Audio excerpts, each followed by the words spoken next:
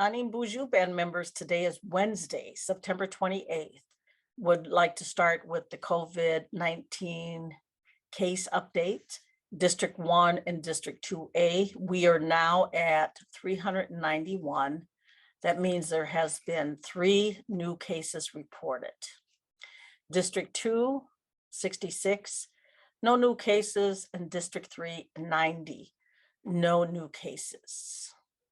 I seen a flyer today that talked about that there will be flu vaccinations that are occurring on October 31st. Please call the clinic to make an appointment to get a flu shot or any of the vaccines or boosters. And that number is 320-532-4163. And information can be found on Facebook. The Mille Band has many talented artists in our community, and the Minnesota Historical Society is seeking applications for its Native American Artist in Residence Community Engagement Program. This program is open to Native American artists currently residing in Minnesota, Wisconsin, North and South Dakota, and who are currently permitted to work within the United States. Enrollment in a federally recognized tribe is not a requirement, but the artist must be recognized by his or her community and demonstrates significant artistic knowledge. So if you're interested in the fellowships and residencies, please go to the website www.mnhs.org, and you can find out more information about that. And of course, we will also have that information on Facebook. If you're a bingo player, there is still time to sign up for the Fantasy Bingo, which will be held Sunday, October 9th at the Grand Casino Mille Convention Center. You can call my office, 320-532-7486, and our deadline is October 5th.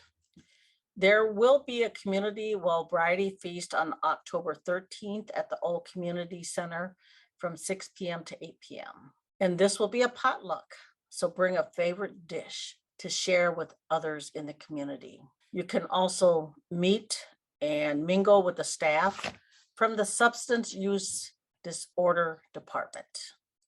Again, I want to do a reminder that there's early voting, and you can go to the local counties that you live in and actually vote. And the general election for 2022 is only 6 weeks away. And the requirement to vote in Minnesota, you must be a US citizen, at least 18 years old on election day, a resident of Minnesota for 20 days, finished with all parts of any felony sentence, and you can vote while under guardianship unless a judge specifically has revoked your right to vote. You cannot vote if a court has ruled that you are legally incompetent. So those are some information that is kind of new to me as well. So I'm glad I had the opportunity to learn that today. And then of course you can go to the Secretary of State's website, www.sos.state.min.us, to learn more about elections and voting. And I think it's very interesting. I did mention this before, that with the redistricting, all of the Chippewa tribes are all now in District 8. And so that means the Indian vote can have a huge impact on who we put in Congress to represent us. As we go forward with information and education, I will talk a little bit about the candidates and some of the things that I have learned working with them. I did want to mention a little bit about our current congressman. It was really interesting, and I was really upset with him when Deb Haaland, she was Congresswoman Deb Haaland at the time, was being nominated by President Biden to be the Secretary of Interior, which she made history. That's the first time American Indian woman has ever served in that position. Congressman Stauber actually was on a campaign to make sure that senators would not vote for her.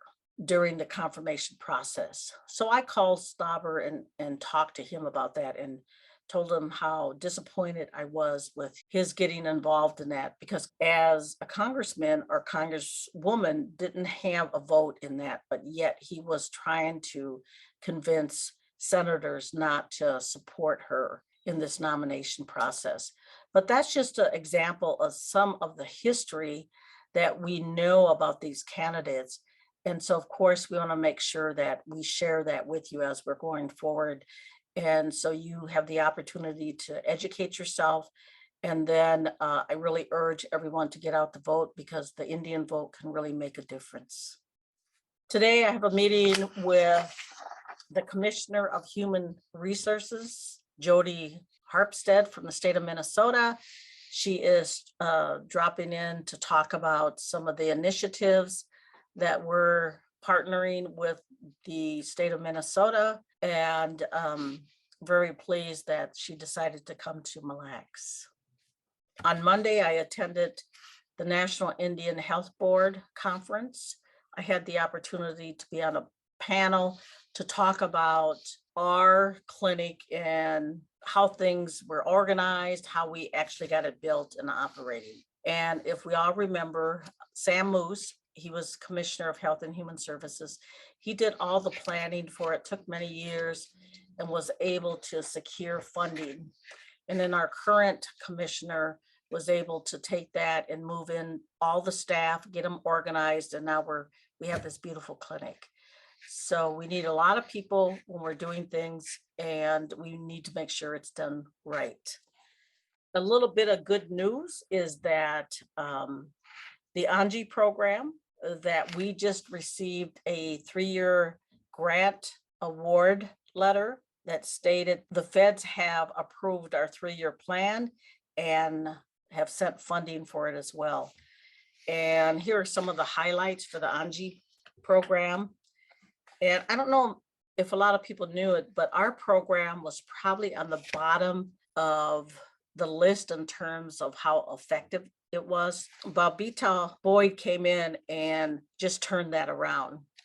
And I did mention before that our Aanjii program received an award as being the best run program in Indian country. So some of the highlights: they expanded the services in all 3 districts by making sure there were staff to address the needs. And because of that, we were able to increase the number of clients served. We knew there are lots of people that need assistance, and so we went out and looked for them. They published the 5 Ojibwe books, launched the Rosetta Stone learning application, expanded youth programming, started summer sports programming, increased child care assistance in the last year alone over 200%, increased the number of trainings for the staff, processed the band's COVID and pandemic assistance funds since 2020 for multiple grants, and started a partnership with the housing, offered multiple cultural trainings every year, focused on holistic health of clients. And we opened a garage where we can get light mechanical work done. And we increased staff for more than 100%, where the staff was needed to operate all the services that we provided. And I did state, because of that different changes and upgrades, the program won a national award.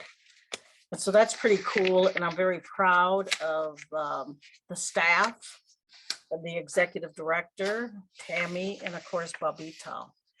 So I'll talk a little bit more about that, maybe put an article in the newsletter so everyone can be proud of some of the work that's being done by the staff.